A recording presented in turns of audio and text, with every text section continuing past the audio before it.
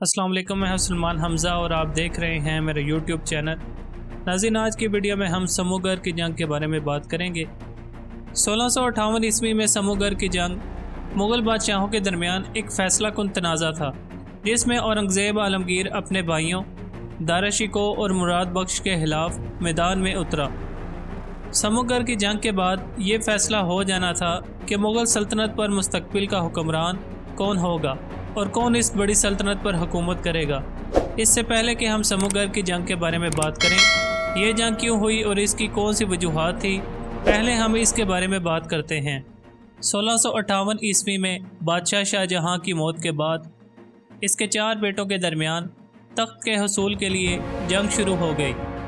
بنیادی طور پر اس تخت کو حاصل کرنے کے 2 بڑے دعوے دار تھے، جن میں سے ایک دارا شکوہ جو شاہ جہاں کا سب سے بڑا اور لاڈلا بیٹا تھا، اور اورنگزیب عالمگیر جو اس کا تیسرا بیٹا تھا۔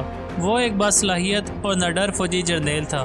اگر حقیقی طور پر دیکھا جائے تو مغل سلطنت روایتی طور پر پہلی انگوٹھی پر عمل کرتی تھی، جس سے ظاہر ہوتا ہے کہ شاہ جہاں کا بڑا بیٹا حقیقی طور پر تخت کا وارث بنتا تھا۔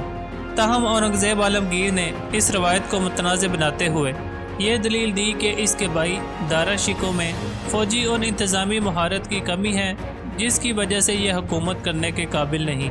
اس تنازع کی دوسری بڑی وجہ مذہبی اختلافات تھے۔ دارا شکوہ صوفیانہ عقائد اور اسلام کی زیادہ منصفانہ تشریح میں دلچسپی رکھتا تھا۔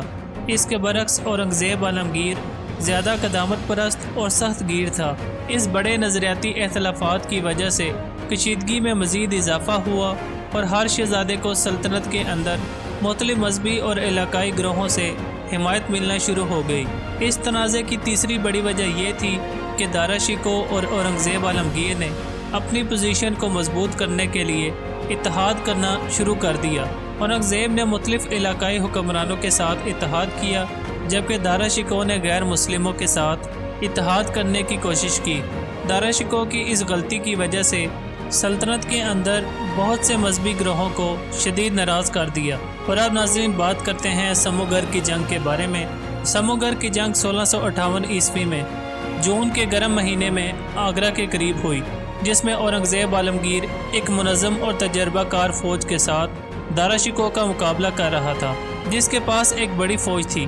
اس جنگ میں مراد بخش نے پہلے دارا شکوہ کی حمایت کی، لیکن بعد میں اس نے اپنا رخ بدل لیا، جس کے بعد صورتحال مزید پیچیدہ ہو گئی۔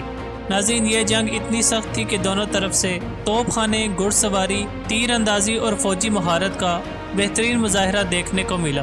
اس جنگ میں اورنگزیب کی فوجی صلاحیت اور حکمت عملی کے نتیجے نے بڑا اہم کردار ادا کیا، جبکہ دوسری طرف دارا شکوہ اتنی بڑی فوج رکھنے کے باوجود اپنی فوج کو متحد نہ رکھ سکا، جس کے بعد اس کی فوج انتشار کا شکار ہو گئی، اور اس جنگ میں اورنگزیب کی وہ بات سچ ہو گئی جو اس نے اپنے بھائی کے بارے میں بولی تھی۔ اس نے کہا تھا کہ دارا شکوہ میں فوجی اور انتظامی مہارت کی کمی ہے، جو میدان جنگ میں اس کی یہ بات سچ ثابت ہوئی۔ اس جنگ کے دوران مراد بخش کی غداری اور اورنگزیب کی حمایت کی وجہ سے دارا شکوہ اس بڑی جنگ میں شکست سے دوچار ہوا، اور اس جنگ میں اورنگزیب عالمگیر ایک عظیم فاتح بن کر سامنے آیا۔ سموگر کی جنگ میں شاندار کامیابی کے بعد اورنگزیب نے اپنی فوجی طاقت کو مزید مضبوط کیا، جس کے بعد وہ واحد دعوے دار کے طور پر مغل سلطنت کا بادشاہ بنا۔ اپنی شکست کو سامنے دیکھ کر دارا شکوہ جنگ کے میدان سے فرار ہو گیا، لیکن بعد میں اس کو گرفتار کر کے ہلاک کر دیا گیا، جس کے بعد اورنگزیب عالمگیر مغل سلطنت کے تخت پر بادشاہ اورنگزیب عالمگیر کے طور پر جلوہ گر ہوا۔ ناظرین، اورنگزیب کے بادشاہ بننے کے بعد سب کو معلوم تھا کہ اب مغل سلطنت سخت اور قدامت پرست حکومت بن کر ابھرے گی، اور اس کے ساتھ ہی مغل سلطنت میں اورنگزیب عالمگیر کے دور کا آغاز ہو گیا۔ امید ہے کہ سموگر کی جنگ سے متعلق آج کی یہ ویڈیو آپ کو ضرور پسند آئی ہوگی۔ اگر ویڈیو اچھی لگی ہو تو ویڈیو کو لائک کریں، شیئر کریں اور چینل کو سبسکرائب کرنا نہ بھولیے گا۔ ملتے ہیں اگلی ویڈیو میں کسی نئے تاریخی واقعے کے ساتھ، تب تک کے لیے مجھے دیجیے اجازت۔ اللہ حافظ۔